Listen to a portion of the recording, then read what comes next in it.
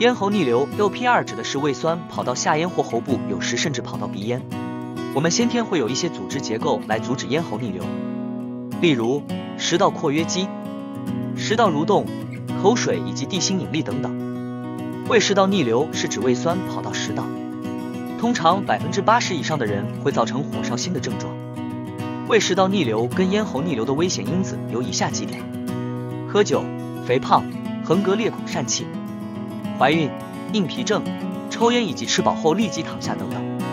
看到这里，你会发现其实咽喉逆流跟胃食道逆流差异不大，但是它们治疗方式差很大哦。最常造成的症状有：常常需要去清喉咙，早上起床声音沙哑，咽喉异物感、咳嗽、吞咽困难等等。大概只有不到20%的人会有火烧心的症状。咽喉逆流的成分有分成酸性跟非酸性的，酸性的就是我们熟知的胃酸，非酸性的就是胃蛋白酶以及胆汁或是胰液等等。我们在临床上的观察发现，很多病患是不会有火烧心、东西上溢感或胃痛这些典型的症状哦。咳嗽是常见的呼吸道症状，约13%的人群受慢性咳嗽影响，对生活品质、心理健康及经济造成负面影响。本文将介绍咳嗽的类型及治疗方式，帮助提升健康。咳嗽常见类型有以下：一、急性咳嗽，持续少于3周，通常与感冒或短暂感染相关。二、亚急性咳嗽，持续3到8周，常见于感冒或流感后的恢复期。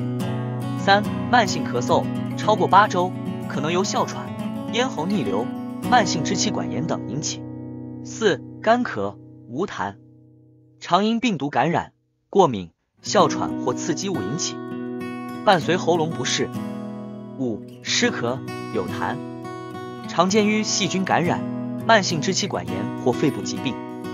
临床上常常看到很多病患咳嗽被诊断为感冒、支气管炎、气喘、过敏、鼻涕倒流等等，结果一直不断吃药还是没改善咳嗽的问题。这时候就应该去怀疑可能是咽喉逆流的关系。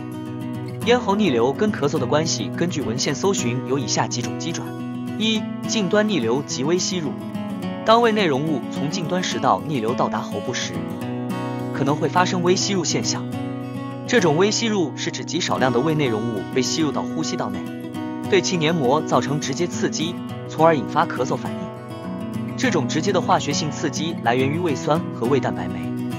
这些物质对喉部和上呼吸道的黏膜有较强的刺激性。二、保护性反射，喉咽部的神经感受器对酸性物质的刺激非常敏感，这是由于其酸敏感特性，能够感应到环境中的酸性变化，进而引发咳嗽。这些酸敏感受器在长期暴露于酸性环境时，会导致咳嗽途径的过度敏感化，使得患者容易因为较小的刺激而出现咳嗽。三、食道运动障碍，患者在酸暴露时间较长时，食道的主要蠕动压力会降低，并在蠕动时出现同时收缩现象。这些异常现象导致了食道无法有效地清除逆流物质，进一步增强了胃内容物接触喉部的几率。